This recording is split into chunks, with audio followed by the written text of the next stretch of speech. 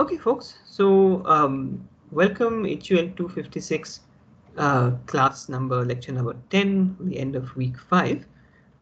We just spent some time on working out a couple of administrative issues. So just for the record, the A tutorial slot has now moved from Tuesday evenings to Wednesday evenings from 5 to 6 p.m. starting next week. And the other announcement is uh, if he's free at that time, we'll have an hour interaction with Sujoy Datta from 6:30 to 7:30 p.m.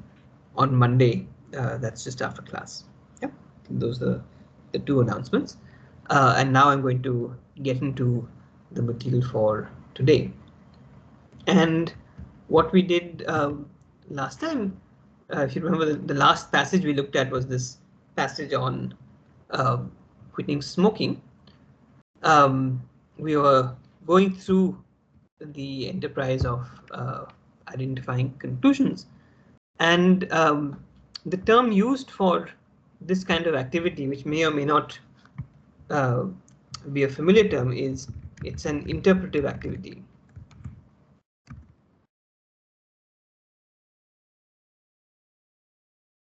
Do people know what that term means? Interpretation, interpretative.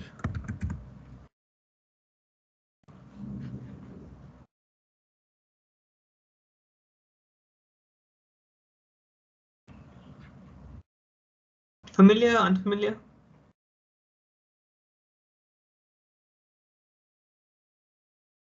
Okay, I'm going to take that as being unfamiliar. So it's a fancy word for just for the claim that when you engage in interpretation, you're trying to figure out what someone's trying to say.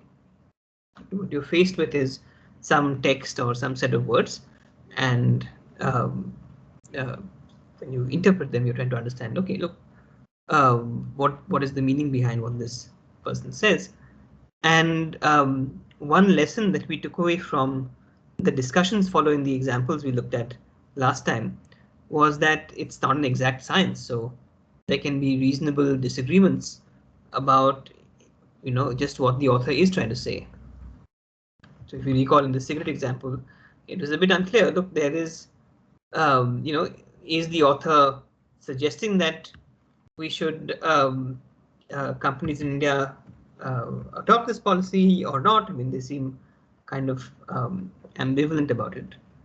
So it's possible for there to be disagreements about what is the conclusion of some particular passage, and that might be for a whole variety of reasons. It may not be clearly specified. The author themselves may be kind of confused. The authors may not want to have a clear, unambiguous message. You'll find that in journalism, for instance, across the world, sometimes what journalists will try and do is, rather than making a statement that could be attacked by some political party, they'll make a question instead. So they won't say the economy is doing badly. That's the declarative sentence that could be the conclusion of an argument, but they might say, oh, is the economy doing badly? Question mark.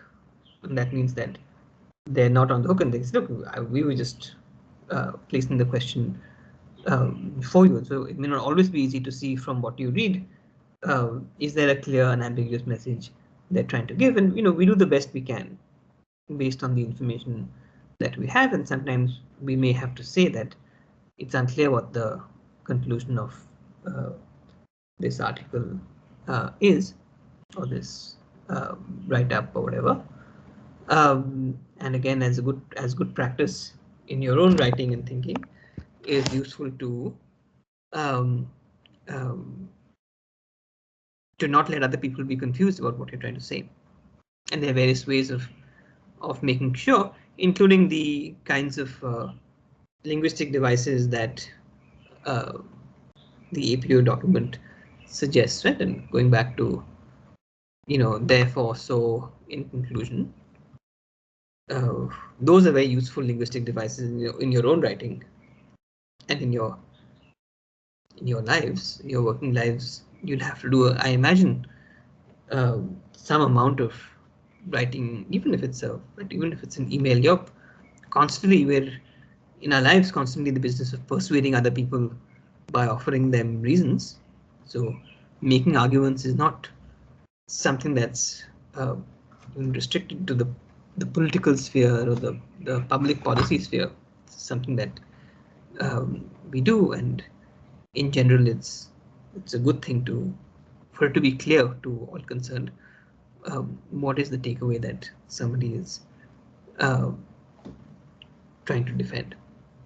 So that's the first interpretive task, and now for our purposes, the aim is to go to the next interpretive task, and that is this task of identifying the premises. So recall, actually maybe we should just recall the point about conclusions in general, and the two elements in the text are this point, the single sentence stating what the argument aims to show, right? What I call the take home, and the other element is conclusions are what the rest of the argument is intended to justify. That's the most important aspect of what a conclusion is. And since in critical thinking our aim is to evaluate, well, are the reasons somebody gives for accepting something, are there good reasons or not? Well, we have to identify what are the reasons that they have to offer to begin with. So that's the point of this section. I think it's section 3.3 in the text on identifying the premises. As with, so what is a premise? Well, a premise is, as this definition tells you, again, a single sentence.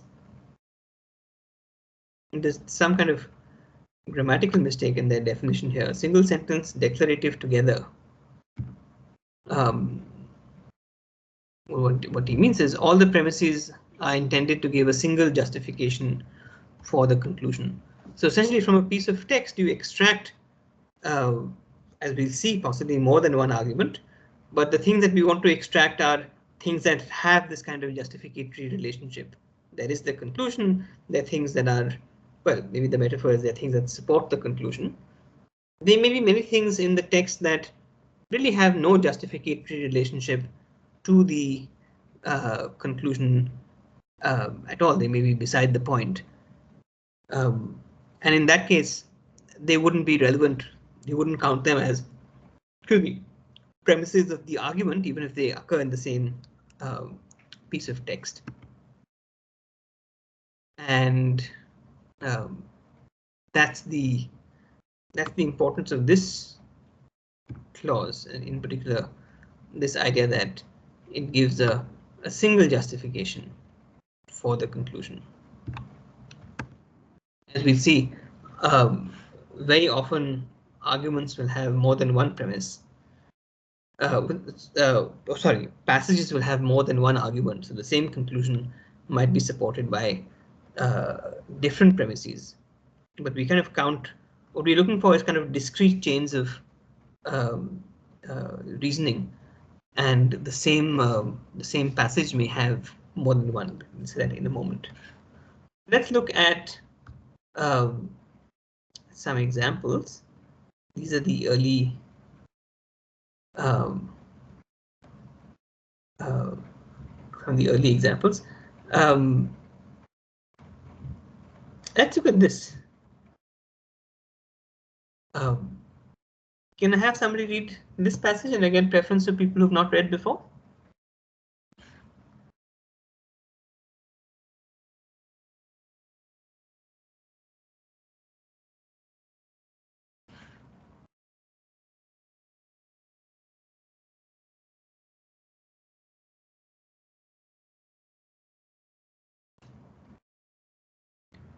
Okay, we'll go to Sujit.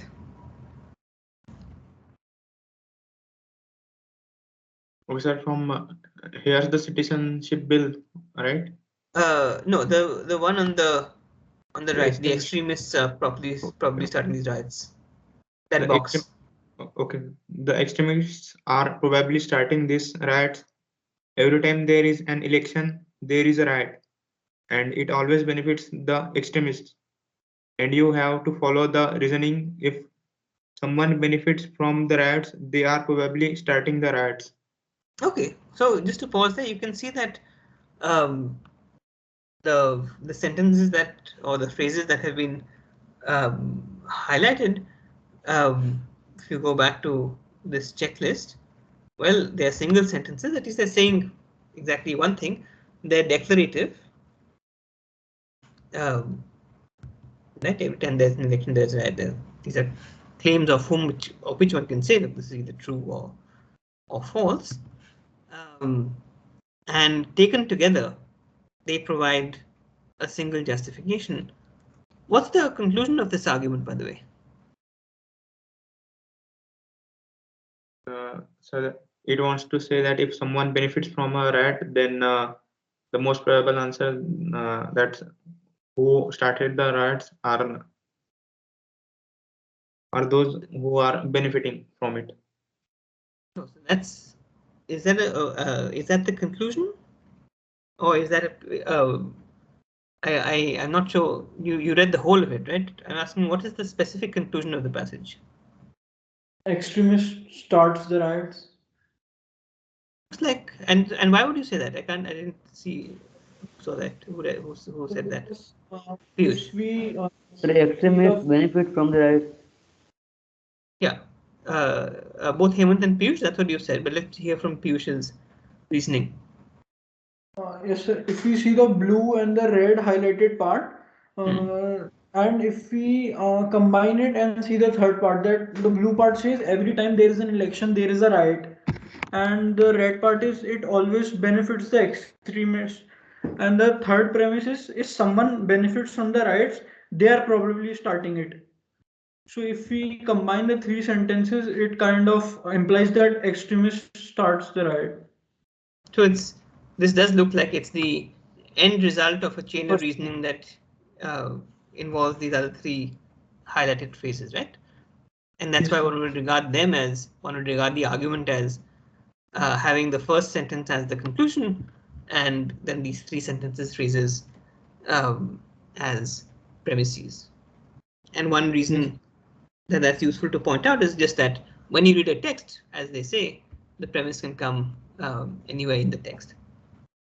Um, as with the conclusion, as with the question of the conclusions, there are two other um, important points to note. This point that not all premises are explicitly stated, and sometimes the premises are unstated entirely. Um, so Sujit, why don't you carry on reading this? Let's work through this example. If we don't stop, Yes, sir. this one. Yeah. Sir, actually, I had a question, like not exactly related to what we are studying, but like I just wanted your thoughts on the like statement that if someone is benefiting from a riot, they are probably the ones who started it. So, like, what do you think this is actually that is applicable in real life at multiple instances?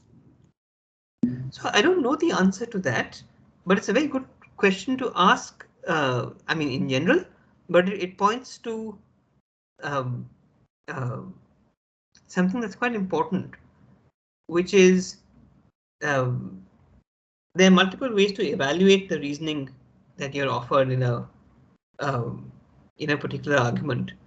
And one way to evaluate the reasoning is to ask, do the, you know, uh, sort of if you accept the premises, does the conclusion follow logically from the premises? And there it looks like if you take the premises, what Piyush was saying, that it looks like if you did accept these premises, then the conclusion is probably a good conclusion. So if riots end up benefiting um, extremists at election time, and if it's true that people who start riots are those who are benefiting from them, then it might well be true that the extremists are starting the riots. That's a chain of reasoning that seems at least not implausible. That's a different point from the question of whether the statements are true, whether the premises are true. So we'll see that um, in more detail next week. But we should separate the following two claims. One is, so if you type this out, there's two ways to evaluate an argument. The first is look at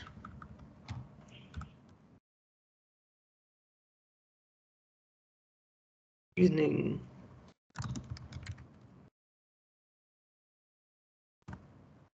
and then the second would be are the premises true?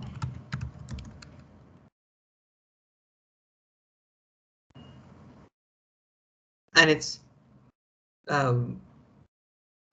possible sometimes to have very good reasoning with false premises, and sometimes it's possible to have true premises and bad reasoning.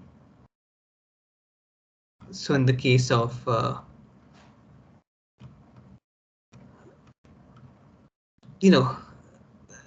there are at least 10 people in it. That's a single premise. If it turned out that there were only 2 people in the room, well, this premise would be false, but the reasoning is good, right? If there are at least 10 people in the room, it follows logically that at least there is one person in the room.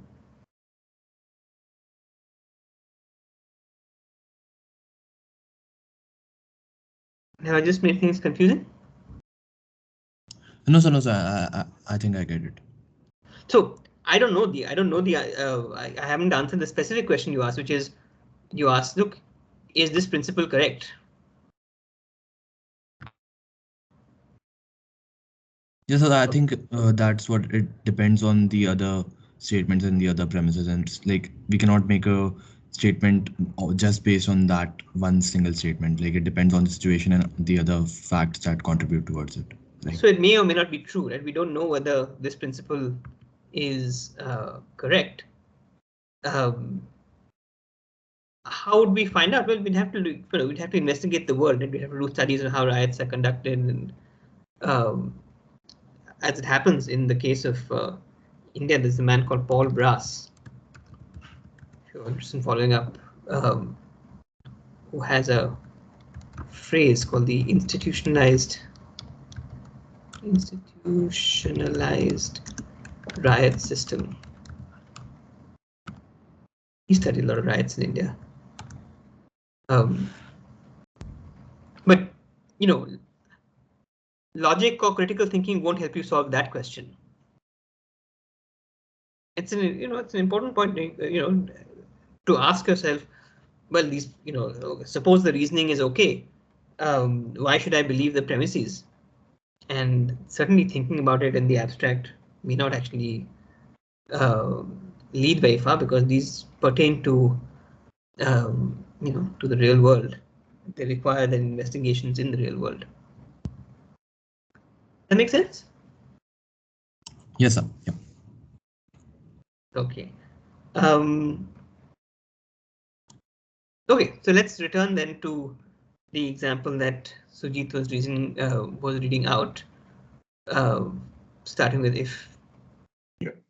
So if we don't stop the isolation and humiliation of lower caste people in the college, then India will never experience equality.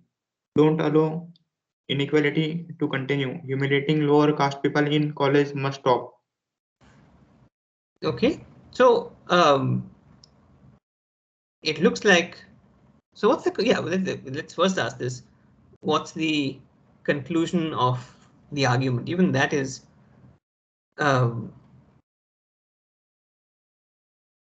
maybe not entirely clear, though. I think the sense of it comes from the passage. What's the conclusion? I think it wants to say that stop humiliating lower caste people. Okay. That seems correct in colleges specifically. And what's the reasoning that the passage gives for it? So let's say this is the conclusion. What are the reasons offered by the passage?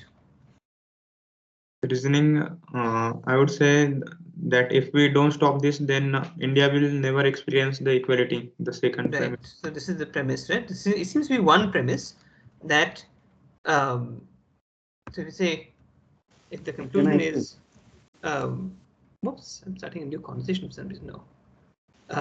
If the conclusion is,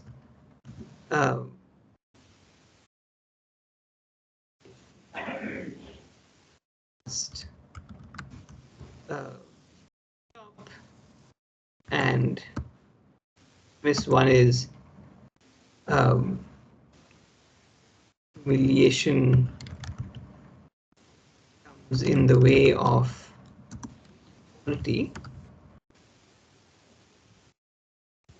What else do you need? Or do you need anything else apart from this premise to get to this conclusion in terms of good reasoning?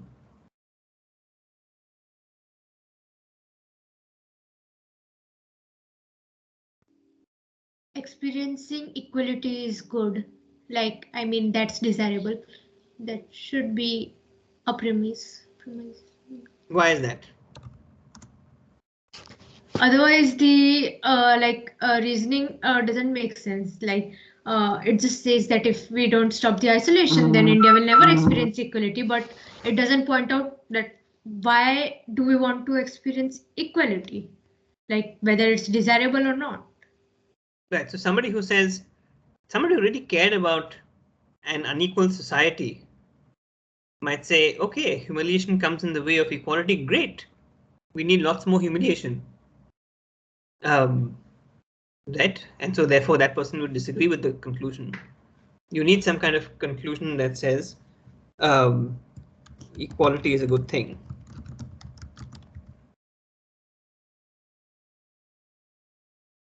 And you can see that this conclusion isn't spelled out in the text, right? There's nothing in the text that says equality is a good thing. So we have to kind of read it. We have to read it into the text. Does that make sense?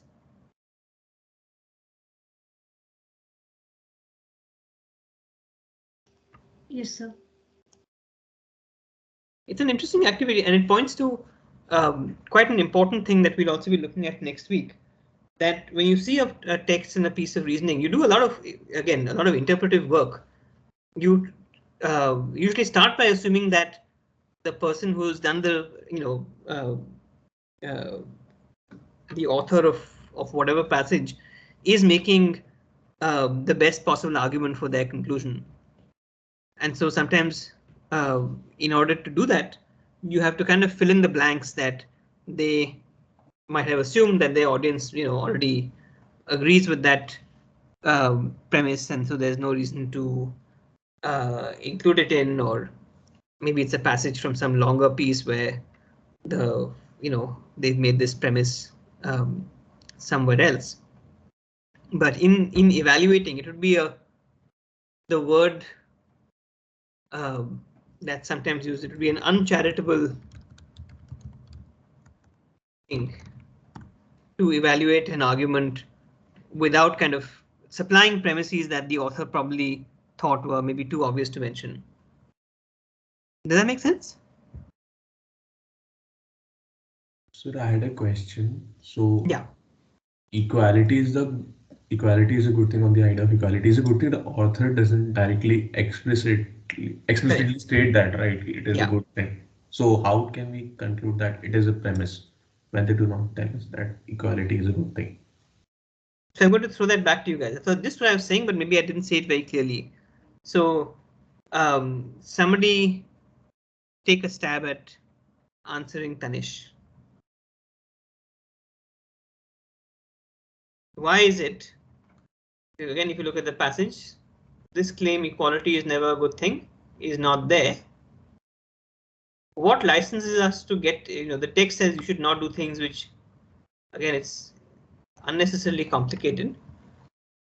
But roughly it's this missing premise that says equality is a good thing. What license is, since we don't, since the author hasn't said it, why should we assume that the author believes P2 as opposed to, the claim equality is a bad thing? So I saw two hands. So Sujit, why don't you carry on? So Sujit and Piyush.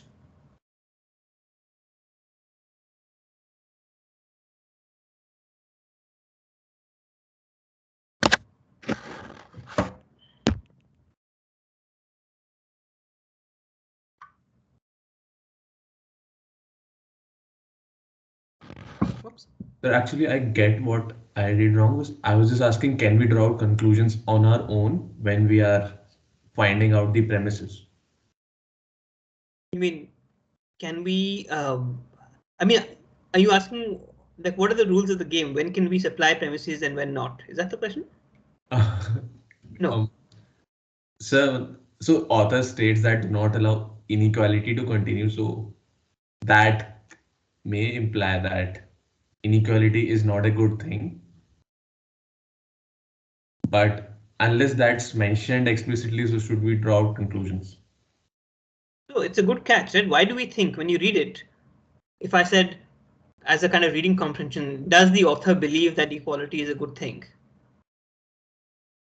My guess is you would also point to that sentence and say the author doesn't want inequality to continue, so presumably they think inequality is a bad thing. So we look for clues. We look for clues in the text, and those clues might point us to these unstated premises. But the more fundamental point is that we look for unstated premises when the stated premises seem to be incomplete in giving a good argument. So the first thing is, okay, look, what is being stated and what is the reasoning? Does the reasoning in the premises that are stated get you to the conclusion? If not, can we kind of reconstruct the argument or supply a missing premise to make the argument stronger? And that's just like a, I would say, a rule of thumb. We'll talk again more about it in detail, but that idea that you interpret arguments in kind of their best possible light, that is what is referred to often as the principle of charity. So, it's a very good question. Let me take, I know Sumita had a hand up, so let's take Sumita's point and then maybe this will become clear with some more examples also. So basically, I just wanted to say what you just said, so I put my head down. But one thing I guess can be pointed out is that the conclusion is stated pretty clearly. So I guess the missing premise can be interpreted based on the given premises and the conclusion, and try to fill in the blanks. Like just to say that we try to fill in the blanks. Yeah, so we're assuming essentially that the author is a reasonable person or is, I don't know, not stupid or sloppy. I think, look, this author believes this conclusion and they seem to be arguing for their conclusion based on some premises. Maybe they haven't filled in all the premises. Would it be reasonable to ascribe this as a premise? That's one way of going about it.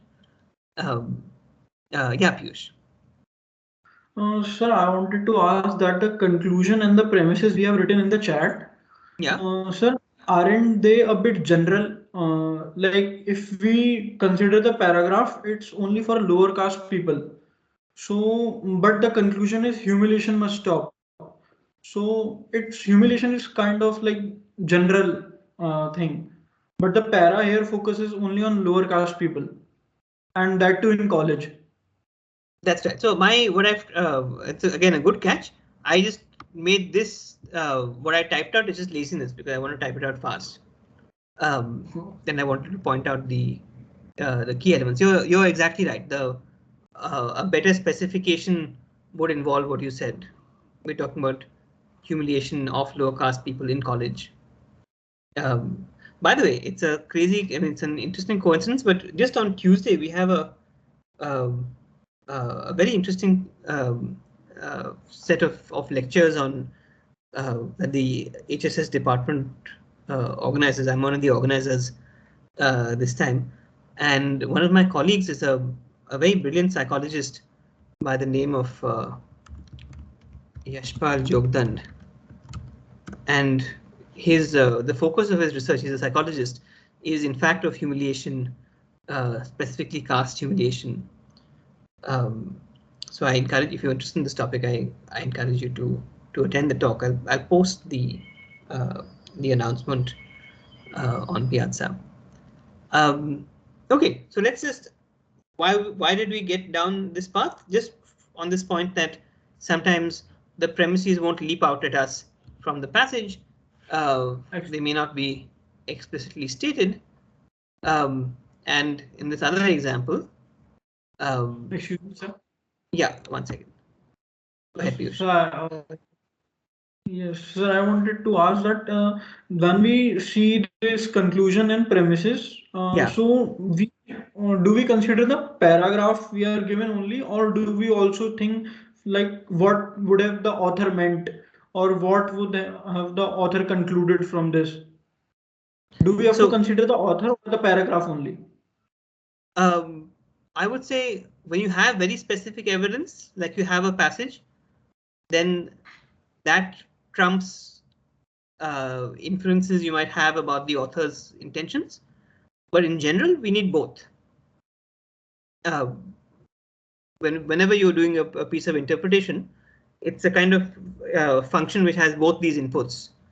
What the text actually says, what are the words, and then a lot of the work that you have to do involves trying to understand what the author's intentions were, and you might have to know a lot about what the context of the what the context of the in which they said that thing. So that's why interpretation is an interesting and sometimes incomplete task. What's an example? Now this is a bit off topic in a sense, but it connects to the use of language. What's an example where just what a person says may not be enough, just the words that they use may not be enough to understand what they mean without thinking about what their intentions are? Can you think of other examples?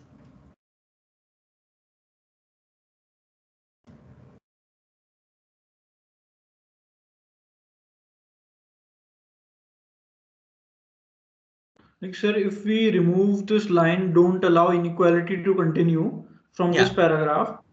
So we can't. So the author just says India will never experience equality.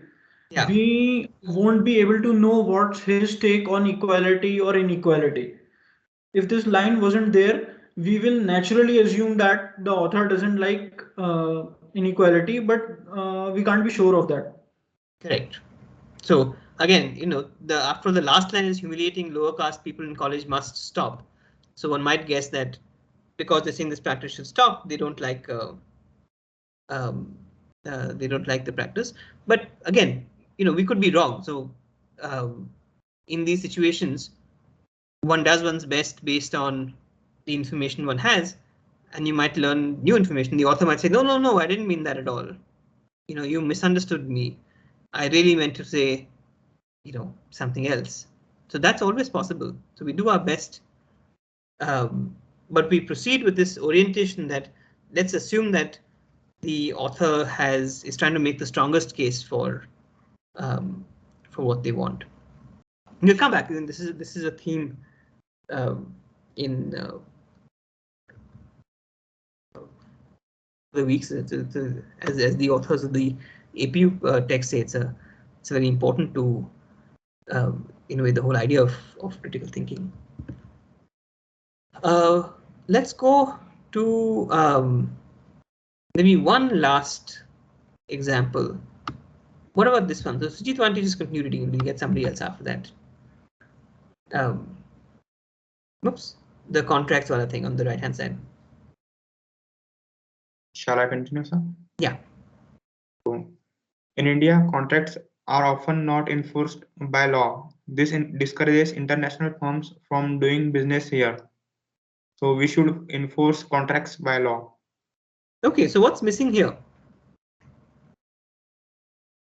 I think the meaning of contract. The meaning of contracts? Why do you say that? Because sir, I'm not able to get that. What does this contract mean here?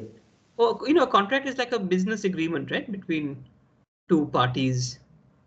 Contract may be like government issues. What the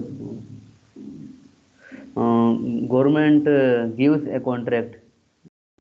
That That's right. I mean, in some contracts, the government is a contracting party, and in some contracts, government gives a contract like to a builder or some company. So that's why I didn't get it. That what does the word contract mean? I mean, a contract is basically an agreement, right? So when we say a government gives a contract, Mm. let's say to uh, somebody for managing a toll booth, let's say, Mm. what does that mean? Well, that means that the manager of the toll booth has an agreement with the government, and they say that we are going to, at our own expense, build the toll booth and provide staff, and we will give you, I don't know, 10% of our earnings in return, something like that, right? That's what it means. And then if they fail, so if you know, uh, uh, if they take the money and then they don't give it to the government, then the government can either cancel the contract or can take them to court. So it's true that in the Indian, this is I think quite a um, Indian English kind of framing. You know, giving somebody a contract. You talk about giving. If I say uh, government gave X a contract to build a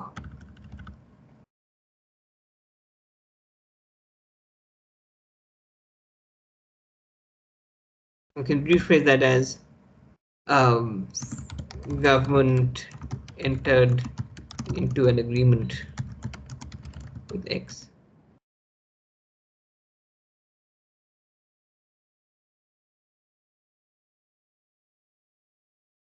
And the sense in which this passage is talking about contracts is just that um,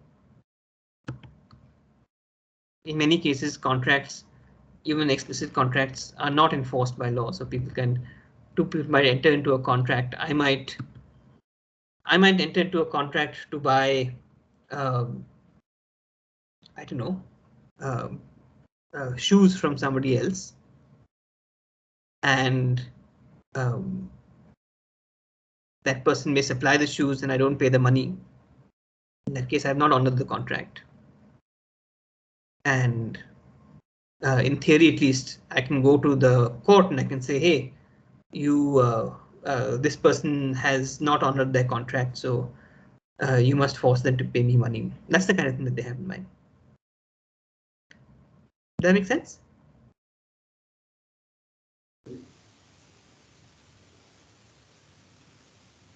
Yeah.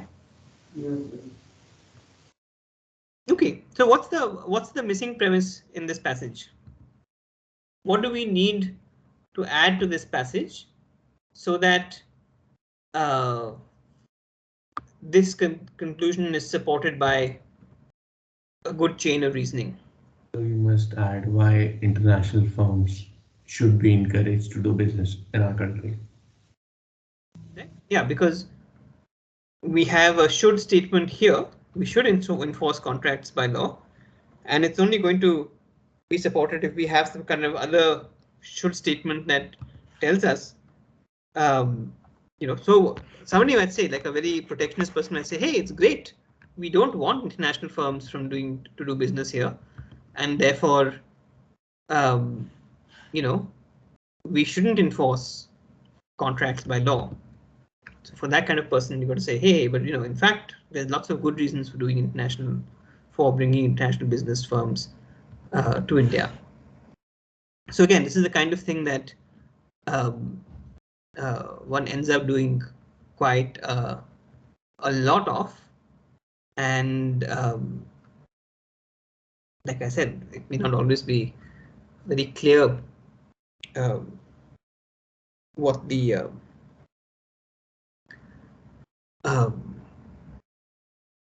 what premises an author has actually relied upon to reach a conclusion. And in those cases, what we should do is we should try and assume that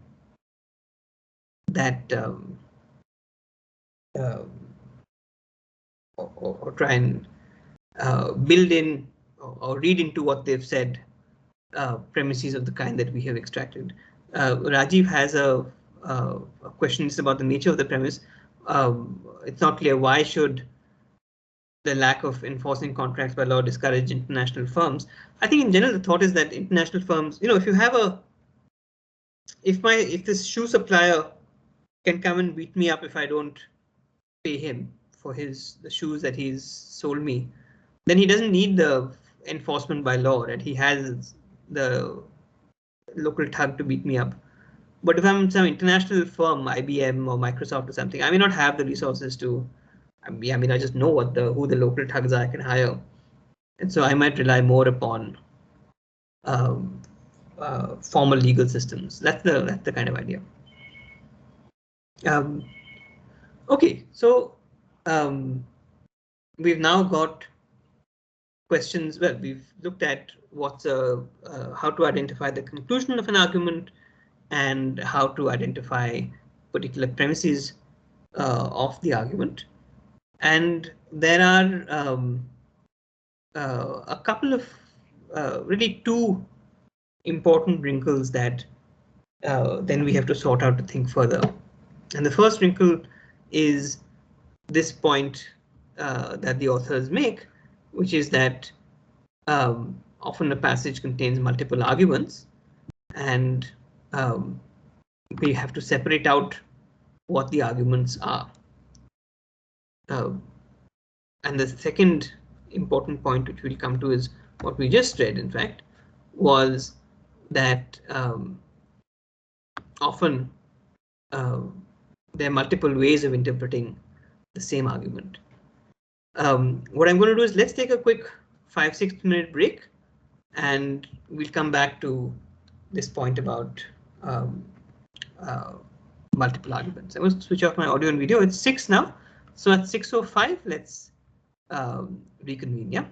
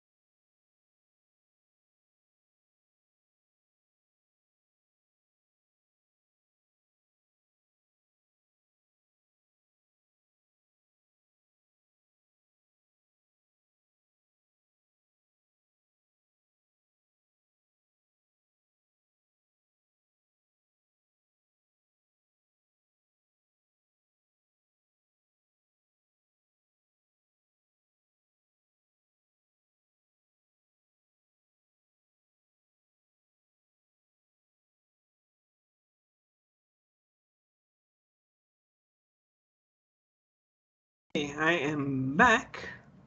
I guess I should have paused the recording as it continues. I'm going to get back to sharing the screen.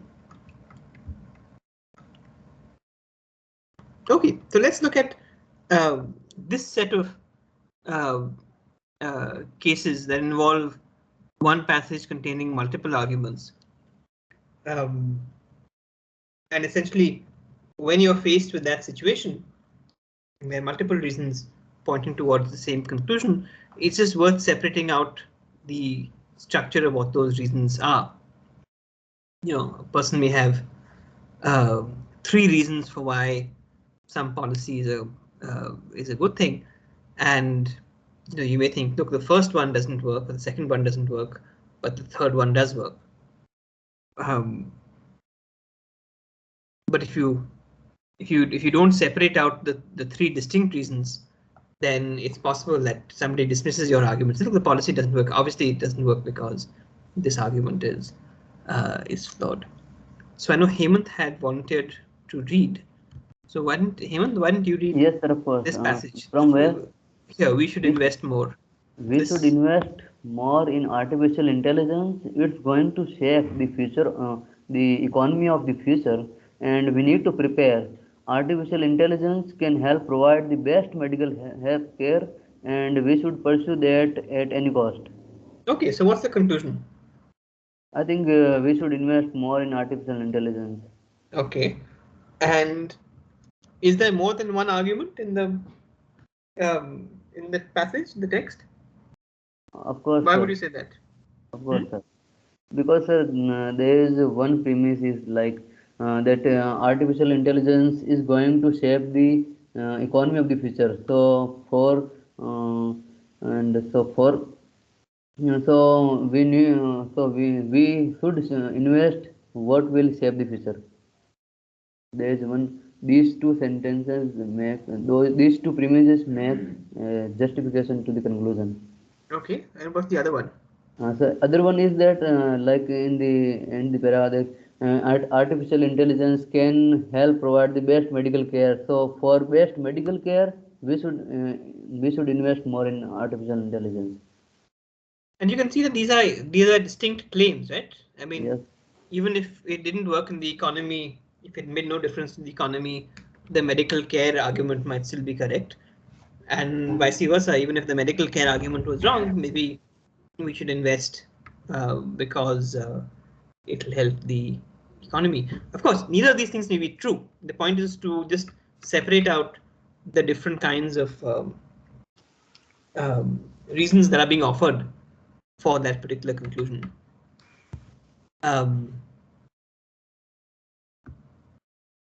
What about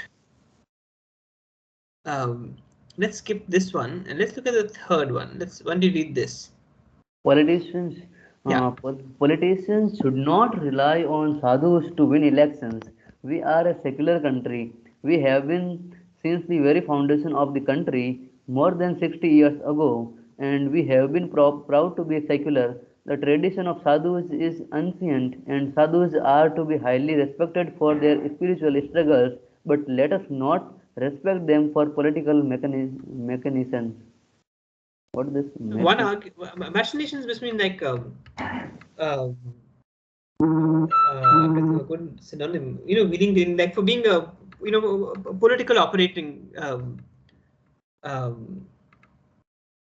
uh, being like a politician in the in the sense of in the way that there's a one has maybe there's a stereotype of politicians as being shady, like full of shady, corrupt, make deals. Let's not make sadhus into those people. That's the thought. So it looks like the conclusion is pretty clear, right? Let's say Yes, politicians should not rely on sadhus. to win election. So one argument or two arguments?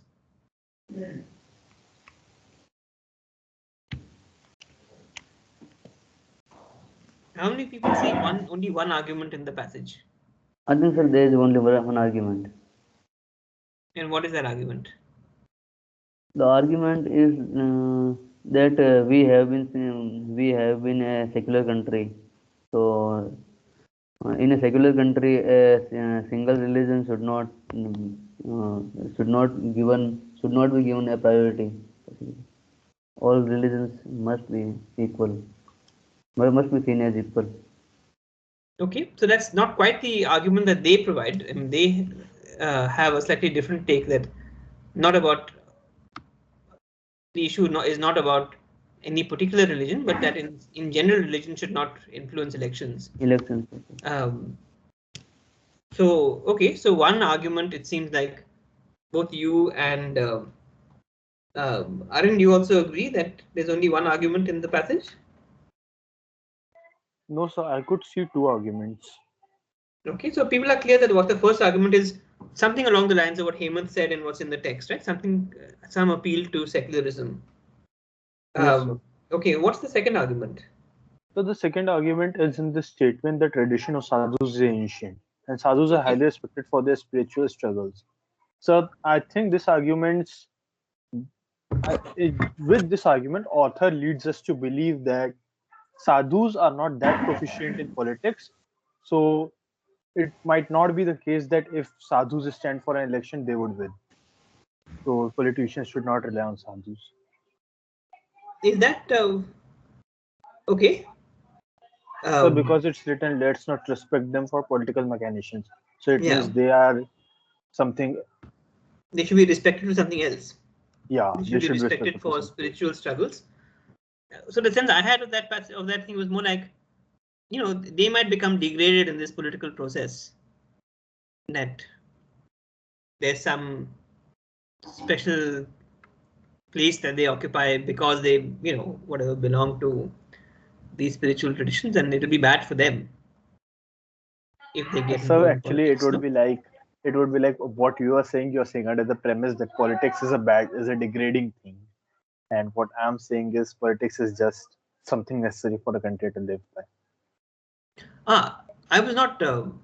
I was not making the argument, but this term, political machinations, this is like a negative term. One doesn't use it in a positive sense. That's why I assume that the author thinks this. Okay. Machination. I don't even know how to pronounce it. It's like, you know, like a scheming, plotting, that kind of thing. Yeah. So by the way, here's a case. So, Arun, I would agree with you, and this is a case where we again both disagree with the text. The text says the passage talks about the respectability of sadhus, but doesn't suggest this as a reason to accept the conclusion. But it doesn't allow us the, you know, we could just say as well, look, there's a hidden premise Yes, sir. that I was also thinking that. I was also thinking this. That the tradition of sadhus is ancient and sadhus are to be highly respected. So this premise is, basically doesn't support the conclusion. Basically. by Because itself it seems to be missing. because But then conclusion will be like politicians should not indulge sadhus to win elections. I think that like conclusion we have. I see. Your thought is that because if it's clear that this issue is politicians. See, I thought here's how I would have interpreted the passage. That look, there's a claim made. The conclusion is politicians should not rely on sadhus to win elections, and there are two reasons being offered for the claim. One reason has to do with some principle of secularism, and the other is that it's going to be bad for the sadhus, or it's going to be bad for. I mean, it's going to be bad for them in the sense that we're going to. They're going to get involved in these machinations, and you know, we lose the basis of our respect for them. That is the kind of sense I had. Again, this is a case where I'm not going to push necessarily for saying, look, my interpretation is the correct one and yours is the incorrect one. I think, sir, I was thinking that the author is trying to say that generally we respect sadhus in India. If we talk about in India, so by indulging or by relying on sadhus, basically the party is um, influencing the elections. that which if any party is giving more seats to sadhus, then we generally will vote to that party. So that's more on the secularism kind of line, right? That Yeah, of course. it would be an improper way of influencing an election. Yeah, yes, sir. I think I was in this. That's how many people would agree that there's only one argument in the passage? And I don't mean to settle this by Because vote, sir, but I'm just because sir, curious about what. Yeah. because sir, there may be many like many sadhus like Asaram or Ram Rahim or Rampal Satpal like, but Yeah. we are respecting sadhus In general. in general. And how would that affect this issue of how many arguments there are in the passage? Because sir, that makes the other argument illogical, because if we have seen rapists, sadhus as rapists, many sadhus as rapists, but still we are following Respecting sadhus them. or respecting them. So it doesn't matter that if sadhus will become MPs or MLAs, then we will not respect them. Okay, fair enough. I'm persuaded by that. Arun, what would you say in response to that? Yes, sir, I would agree with him. Okay, so nice. Look, this is a kind of case where this is exactly the kind of discussion that leads to maybe more clarity and agreement on how Yes, to sir. I interpret think a passage. this argument also applicable in India basically, not in entire world. We can't say in general, but in Indian right. context we can say this. That's right. So this is being addressed to an Indian audience clearly. Okay, good. That is a nice. I still I didn't like get it as to how did we settle on one argument thing. Could you please repeat in short? Hemant, do you want to? And again, look, I mean, you might disagree still. You might still want to hold out for the two arguments. So my understanding of Hemant's point was, so what's the dialectic? I was saying there are two arguments. Arun and I were saying there are two arguments because we thought there's something to be said for this point about the respect of that, sadhus should be respected because of spiritual struggles. Let us not respect them for political machinations. And I thought, look, there's some sensibility that they're going to be debased by indulging in politics, and that shouldn't be what we respect them for. And Hemant's point was, as I understood it, look, there are plenty of sadhus who turn out to be crooks or criminals or rapists or whatever, and that doesn't reduce our respect or the respect of people who do respect them. And so just if a few sadhus do show up in elections, it's not likely to reduce our respect for them. And his thought was, again, yeah, go ahead, Tanish. So I think I would disagree with it, because even if, let's say, 2-3 sadhus out of, let's say, 10-15 sadhus in the mainstream media happen to be crooked, it hampers the image of other sadhus as well, right? People start forming narration that other sadhus may be like that if one or two bad sadhus go up. So I think would lose the respect. Okay. There are a couple of people. I don't know, Aditya raised his hand and then Piyush. Aditya put his hand down after that. Nothing, sir. I just misclicked. Okay. Go ahead, Piyush. Sir, sadhus in general is a Hindu term, so why we are talking about like secular thing? Why the passage is mentioning secular country, and why is it talking about secularism? Sadhus in general is a Hindu term, so we are mostly talking about Hindu sadhus that join election, or so how like the secular country premise or like the premise 1 and 2. Yeah. Even on the right hand side, how are they valid? Because they are talking about secular country and secularism has nothing to do with it. We are talking about in particular one religion. Well, I'll maybe throw that open to somebody else to answer or to respond to. It's a fair question. What is the issue of sadhus contesting elections? What does it have to do with any principles of secularism? So I think the election principle is linked to secularism, and if sadhus affect the election principle of how the election happens, process of how election happens, which is essentially linked to secularism, so it also affects how sadhus probably affair in election matters. It affects the secularism of country as well, I guess. Again, remember when this is okay. Aditya has his hand up again. So, like, I'm not sure why Piyush is thinking that sadhus affecting elections is not against secularism. Secularism is about that religion should not affect the government. And sadhus are a religious institution, you could say, and them affecting elections is against secularism in multiple ways. And sir. Okay, hang on, Hemant. About the hands up. So let me take Mukul, then Hemant, then Piyush, and then maybe I'll end. Mukul. Yeah. So I think the definition of secularism which is being used over here is that a state should stay away from religion in all of these matters. Although the definition of secularism according to the Indian constitution is different.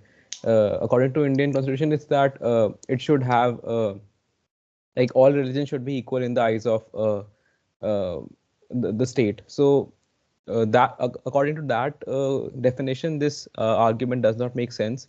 But according to the global one, that elections should like religion should not influence elections. That is the definition that is being used over here. So in that sense, it makes sense to include the secularism argument in this. Okay, nice. By the way, Mukul, if you can see that the move you just made, we talked about it last week. What is the move you just did in the context of the readings we've been doing? So which move? The point you made about secularism means these two different things. Yeah.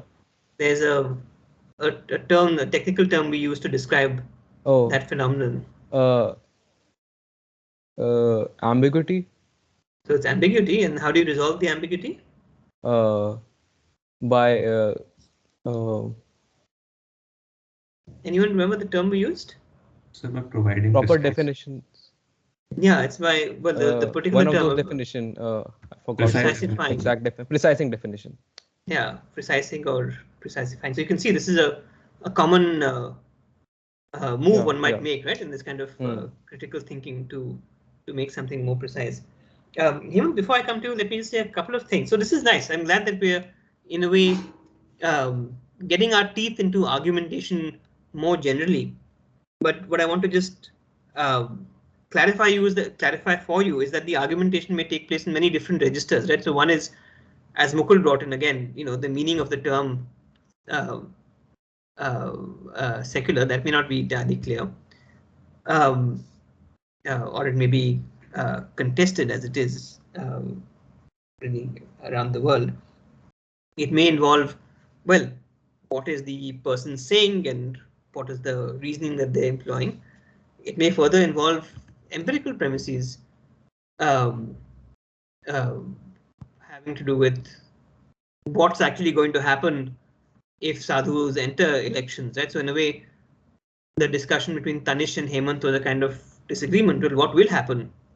What will happen to the image of sadhus if they end up being in electoral politics?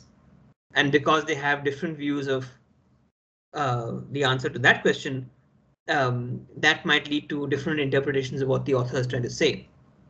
So there are lots of different frames in which, like in practical real-world examples, all of these things would be happening. Right now, we're just doing these little building blocks of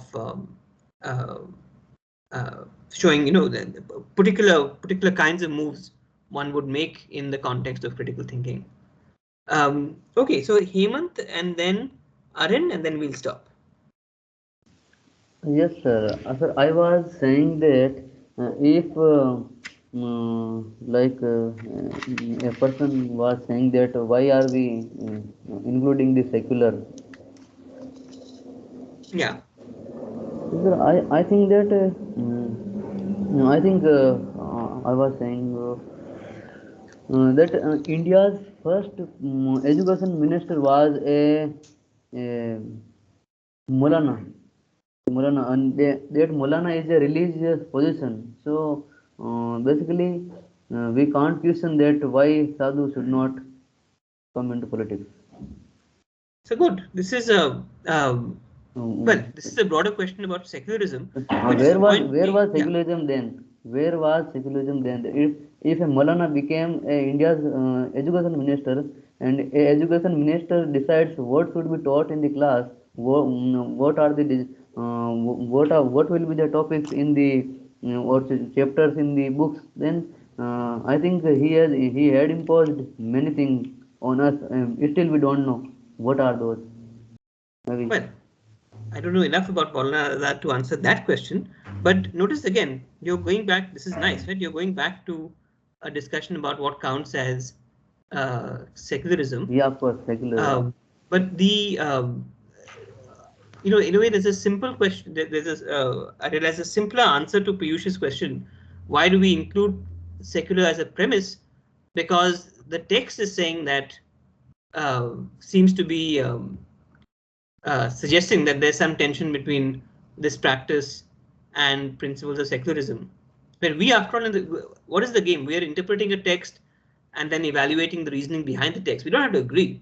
You don't have to agree that the with either the conclusion one can reject the conclusion of an argument. One can say the premises are false. One can say the reasoning is flawed. All of that is up to us. But that's why we are holding up this this text to critical scrutiny of the kind that you're doing. Arun. Yeah. So first off, Mukul said that we are using ambiguity in the definition of secularism here.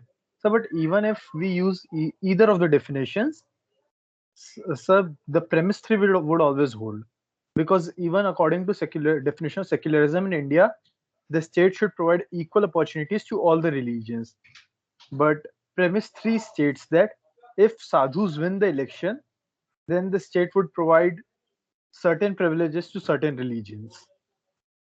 That's what it says, at least here. It says if politicians rely on sadhus, then religion would influence elections. Yeah, all right.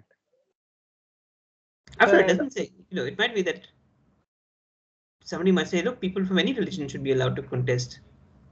Yeah. Everyone has a right to contest elections. What makes you? So let me end with one thought. That's an important takeaway, which I can't remember who it was a couple of weeks back, put it very beautifully, about the kind of substance versus process view of critical thinking. And the thought I want to end with is, again, that we're in a kind of process, it's a process orientation. So in principle, there might be many arguments whose conclusions you agree with, but where you think like, look, that particular argument is not based on good reasoning. And similarly, there might be arguments whose reasoning you think, look, this is good reasoning, but where you feel like the conclusion is mistaken. And we'll think about how to, what happens in those cases. But from the critical thinking lens, remember, we're again in the business of, at some kind of abstraction, trying to look at the structure of arguments and then evaluate it. But we're still, all that we've done today is in this domain of interpretation. And we'll look next week at issues of evaluation. So I'll stop here. This took longer than I had anticipated. Is this too slow? This kind of going through examples and these details? I'm again always worried about the pacing of things. But I'm assuming that you guys have read in advance, and that what we can do is this kind of flipped classroom of just working through some examples. But is it going too slow? Sir, as long as you're not too concerned about completing all the readings, this discussion is always great, an interaction while discussing the examples. That's just my opinion. Yes. Well, I'm asking for your opinion, so good. Yeah, Piyush, you were saying? Yes, sir, exactly the same thing. Even if the readings may not be completed, but this discussion opens up a lot of mind to think about things. Well, I do want to yeah, I guess it's a balance. I don't think I'm going to be in a situation where everything that's in the reading is discussed in class. It's just too much. So in a way, what I'm trying to do is give you a sense of how these things work, and then as you carry on reading, then you'll have a clear sense of, what's the kind of thing I'm after. But anyway, I guess if you do think it's going too slow, you should also let me know. And in some cases, I'll try and speed it up. Okay, so I'll see you guys. I'll see some of you tomorrow, and otherwise I'll see you on Monday. Thank you, sir. Right. Bye bye. Yes, sir.